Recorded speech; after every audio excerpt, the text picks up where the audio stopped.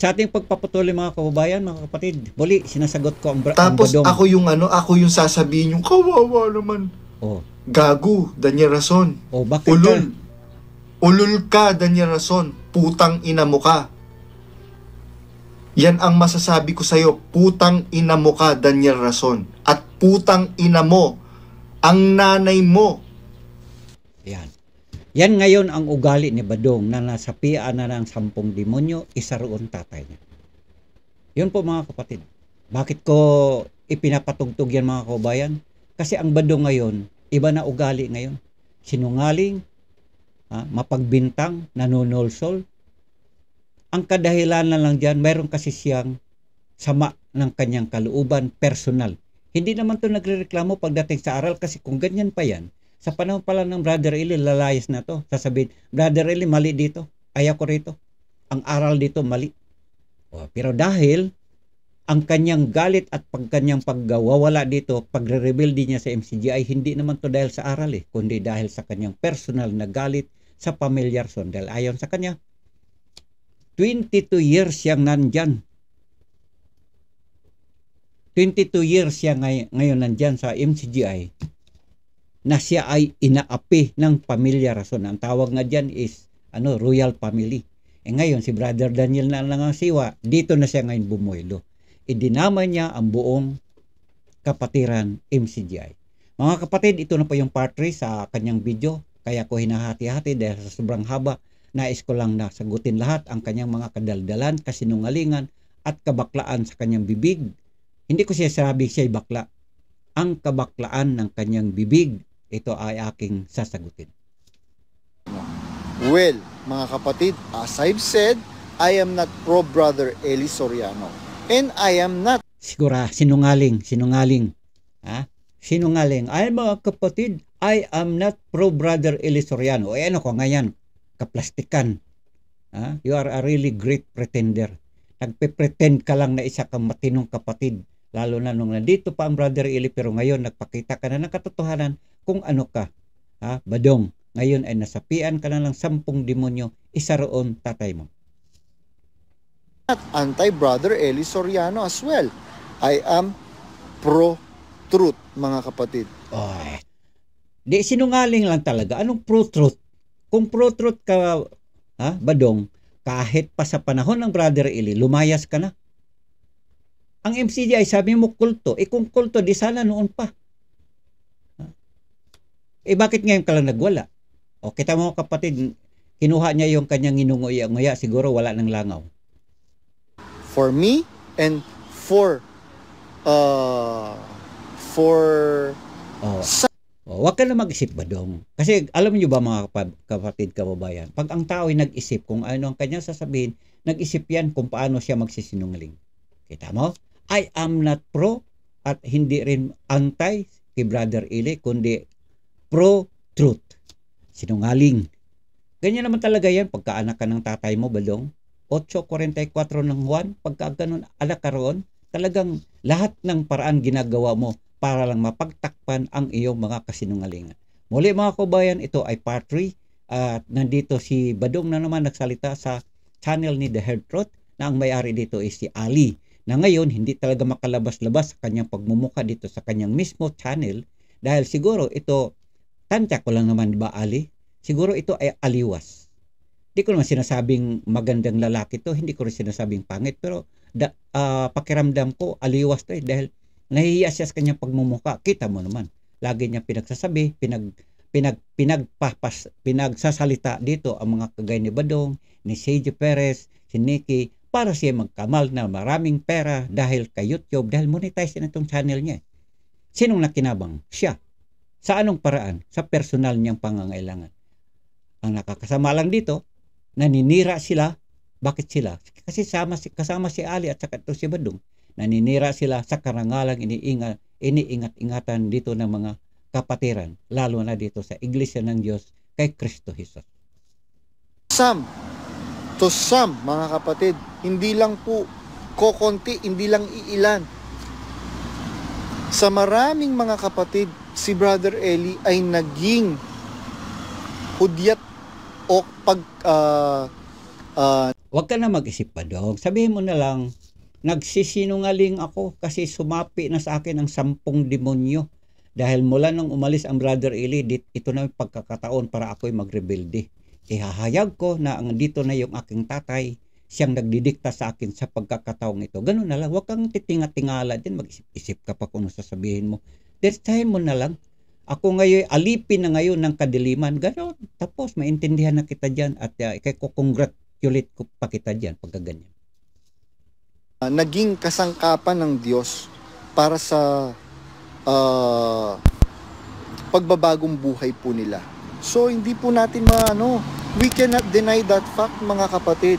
If to some, mga kapatid, is a bad person, bahala ang Diyos. Yun nga po yung lagi ko pong nire-reiterate, mga kapatid. Bahala ang Diyos. Patay na naman siya eh.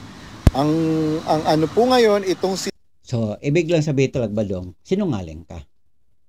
Si Brother Eli kamo ang kinakasangkapan sa pagbabagong buhay ng mga kapatid, lalo na ng mga panahong nandoon pa sila sa ibang ibayo at numaanib dito sa MCGI, nagbago sila. Ganyan ka naman, Badong eh. Di ba ganyan ka noon? Parang hindi ka nga makabasag pinggan eh. Ngayon ka lang naman, Badong, mula nung sumapi na yung mga kamag-anak ng tatay mo dyan sa iyong buhay. Ganyan ka na ngayon. Kita mo, bunganga mo, Badong, ang baho. Bakit mabaho?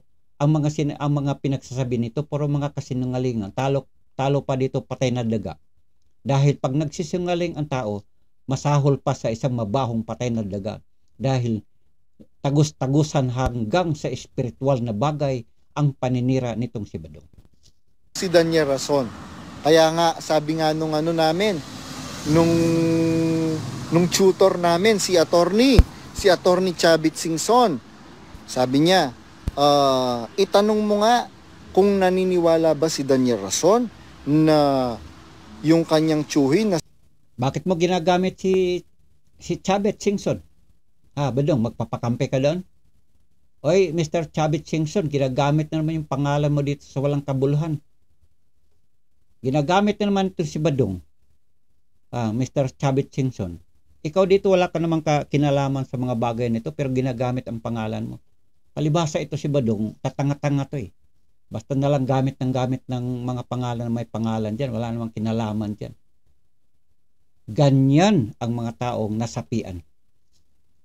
Na si Brad Eli ay sugo ng Diyos. Ngayon, kung sinasabi ni Daniel Rason na si Brother Eli na tsuhin niya ay kinikilala niyang sugo ng Diyos, bakit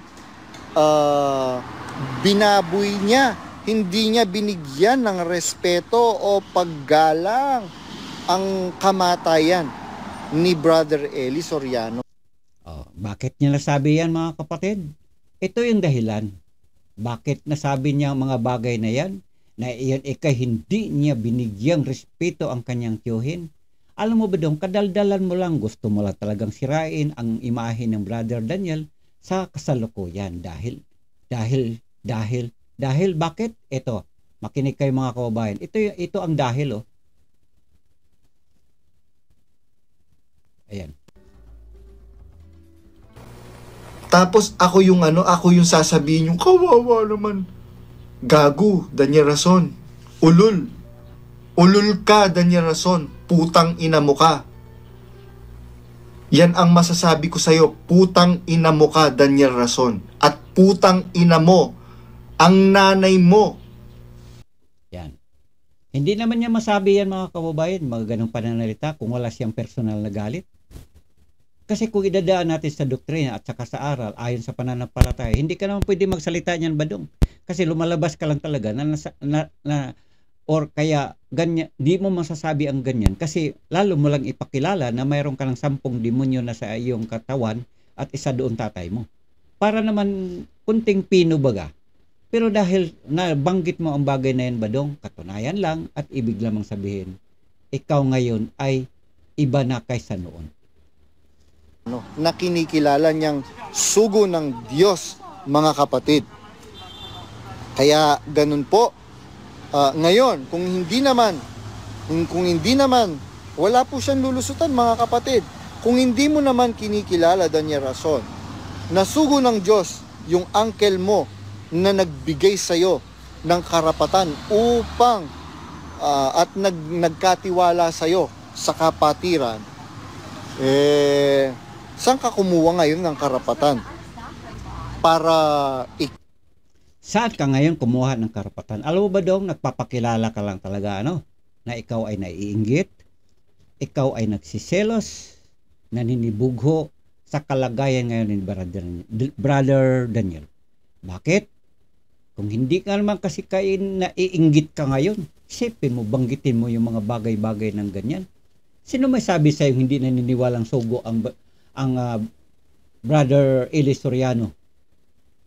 Sasabihin mo, kung ikaw ay naniniwala ka ng sugo ng Diyos. Alam mo ba daw, naninira ka lang talaga ba daw? Wala ka naman talaga yung mga pinagsasabi mo. Wala ibig sabihin lang dyan, kundi gusto mo lang talaga magkalat ka ng lagim dito sa Sukmid. Siraan mo ang pagkatao or ang imahe ng Brother Daniel dito sa ibang kapatiran, lalo na sa kapwa-tao. Para palabasin ikaw ay super linis na tao. Ang bait, ang tino. Pero hindi nila alam, 10 demonyo na palang nasa katawan mo ba dong. At gaya ng sinasabi ko, isa doon ang tatay mo na siyang nagdidikta kung ano ang gusto niyang sabihin mo at kung ano rin ang gusto mong gawin. Siya na nagdidikta sa iyo ngayon ba dong ikaw ay mga siwa at umakay sa kapatiran. Kaya mga kapatid, wala siyang sabi nga nung tutor namin na si Attorney Chavit Singson, yun lang po yung code name namin mga. Kita mo, binabalik-balik. Oy, Attorney Chavit Singson, ginadamay na naman yung pangalan mo dito Ano kayang kinalaman mo rito? Badong, ba't mo dinadamay ang pangalang marangal na yan? Attorney Chavit Singson. Wala siyang kinalaman dito, Badong, ba't mo binabanggit-banggit niya? Kadaldalan mo, Badong. Talo mo pa, Badong, ang bunganga ng kambing? Naalala niyo mga kapatid, bunganga ng kambing? Namamahinga na, nguya pa rin, nguya. Di matigil-tigil ang bunganga. Ay lalo na itong si Badong. Mga kapatid, code name namin dun sa tutor namin, isa sa mga tutor namin. Sabi niya, tanong mo yan, para wala siyang lulusutan dyan. Kaya ikaw, Daniel Rason, kinikilala mo ba yung iyong uncle na si Brother Eli Soriano na sugo ng Diyos? Ngayon, kung kinikilala mo siyang sugo ng Diyos, Daniel Rason, bakit hindi mo siya binigyan ng maayos na o proper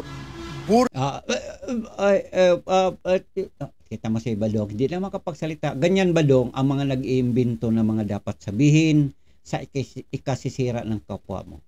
Badong, sino ka ba dyan? Di ka naman kamag-anak siguro nila Puro ka lang kasi kadaldalan. Pareho lang kayo ni CJ Persal kapag untugin mga ulo niya Alam mo ba Dong, kung makita ko lang kaling dalawa, hindi naman ako nagmamalaki sa aking pagkatao, pero kung mayroon ako magawa, Badong, sarap pag untugin mga ulo niyo. Badong, pare-pareho lang kayo ni CJ Perez Sino ba sabi siyang hindi naniniwala na si Brother Eli Sogo? Tiyuhin niya yan, Badong. Alam mo, Badong, wala ka pa dyan sa MCGI, mga kapatid sa Iglesia ng Diyos kay Kristo Jesus. Yun pa yung pangalan pa nung araw, hindi pa naman yan nagiging 4 na litra Andyan na si Brother Daniel, nag-aaral pa lang yan. Hindi pa yan nakapagtapos sa kanyang kursong kinuha. Nandyan na ako dyan, Badong. Doon pa nag-start ang dating Daan Radio program sa may Muñoz. Tapos ganyan ka na ngayon, Badong. Alam mo yung Badong, ang naalaman ko dyan, mas higit pa kay sa'yo. Sabihin mo lang na 22 years ka na sa Pamilya Rason.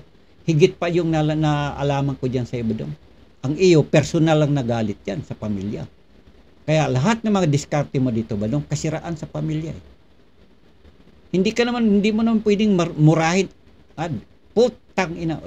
Paano mo nalalaman, Badong, na puta yung nanay ni Daniel Rason? Hinahamon kita, Badong. Patunayan mo na puta nga ang nanay ni Daniel Rason. Sabi mo, 22 years ka dyan sa kanilang pamilya. Maliban na, Badong, kung ikaw talaga'y talagang namumutawi na sa iyong pagkatao ang pagkasinungaling. Nasa yung ulo, Badong, nakatago yung tatay mo, laging nagdidikta sa iyo kung ano ang dapat mong sabihin, at kung ano ang dapat mong gawin. Burial na karapatan niya. Burial na karapatan niya. So mga kapatid, hanggang dyan lang po. Natapos na yung video. No? So ginawa ko 3 bahagi ang video na ito para ko lang masagot isa-isa lahat mga sinasabi niya. Hindi ako makakapayag na ganito na lang siya magsalita. At ganun-ganun na lang na hindi ko masagot at mailagay sa ibang mga kaisipan ng kapwa na wala din namang ibang iniisip kundi ang maninira sa MCGI na hindi ko rin mabigyan ng kasagutan. Mga kababayan, ang badong nito, naninira lang po. Siya na po ang may masabi na siya ay 22 years nandito siya sa pamilya ng ng Rason, na royal family ang tawag niya. Subalit, sa loob ng 22 years na kanyang paninilbihan sa pamilya na yan, lahat daw ginagawa na niya kung ano-ano pa. Siya daw ay naapi sa pamilya Rason. Dahil dyan, hindi siya makabuylo nung nandito pa ang Brother Eli, ngayon na lang. Ang nakakasama pa dyan, idinadamay niya ang MCGI. Hindi naman niya pwedeng murahin, tangina mo Daniel Rason. Hindi naman niya masabi yan kung wala siyang galit personal. Kahit pa Badong, itaya mo pa lahat ng karangalan mo Badong. Hindi mo masasabi yan kung ang iyong galit ay ayon sa pananampalataya. Kasi hindi ka naman pwede magmumura kung galit ka sa pananampalataya, sa mga doktrinang iyong nasunod dito. Kung galit ka dahil naubos yung pera mo sa kakaabuloy, hindi ka naman magmumura ng ganyan. May galit ka lang personal sa pamilya Rason. Kaya mo nasabi, alam mo Daniel Rason. Yun ang isang totoong kwento dyan. So mga kababayan, nasagot ko ng buo ang kanyang video na ito na ginamit ni naman ni Herdtrot na isa rin itong mukhang mahirap litrahan na the Herdtrot parang nahihiya ko. Pero gusto mo lang talaga magkamal ng maraming pera dito gamit ang bunganga ni Badong na mabaho. Bakit mabaho?